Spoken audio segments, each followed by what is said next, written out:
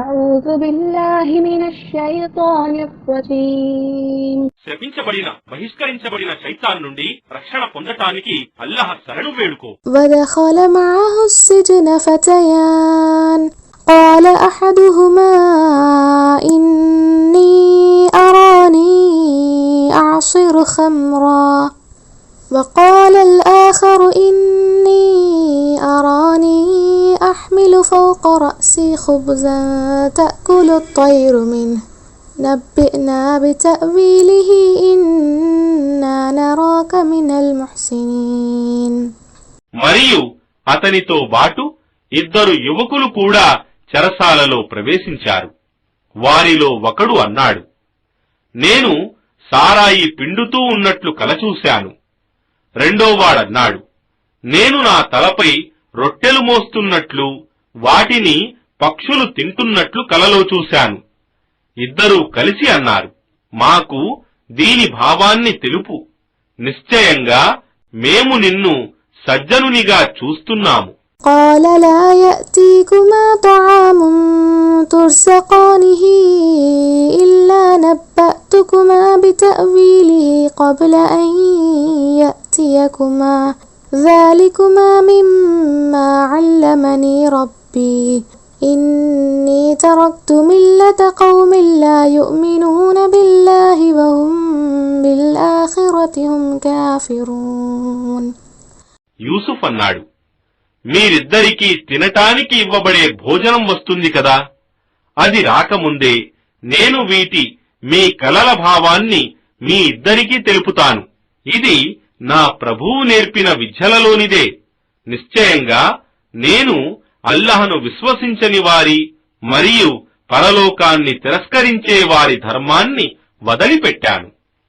واتبعت ملة آبائي إبراهيم وإسحاق ويعقوب ما كان لنا أن نشرك بالله من شيء ذلك من فضل الله علينا وعلى الناس ولكن أكثر الناس لا يشكرون.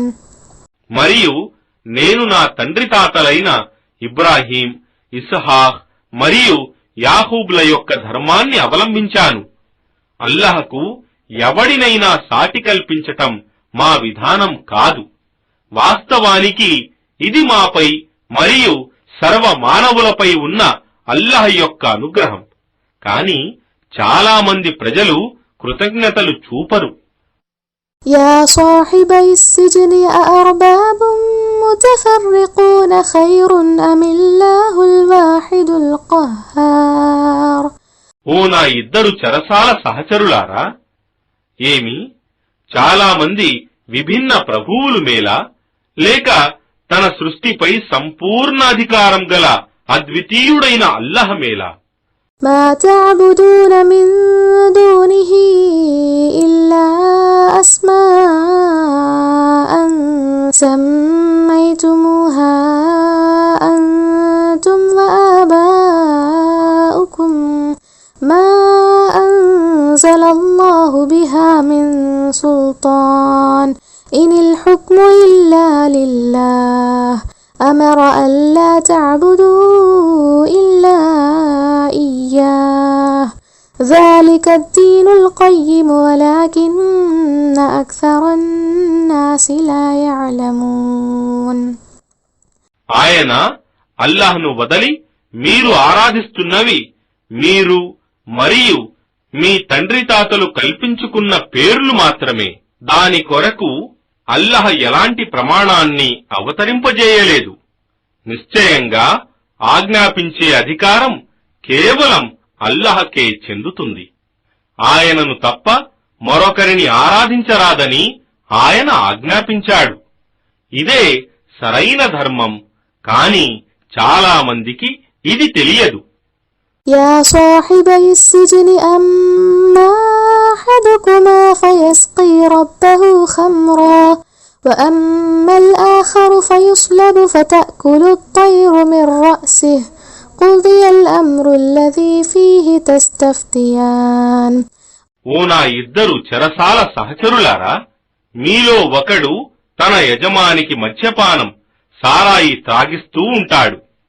ఇక రెండవవాడు శిలువపై ఎక్కించబడతాడు, మరియు అతడి నెత్తిపై నుండి పక్షులు తింటూ ఉంటాయి. మీరు అడుగుతున్న కలల విషయం గురించి ఈ విధమైన తీర్పు ఇవ్వబడుతోంది.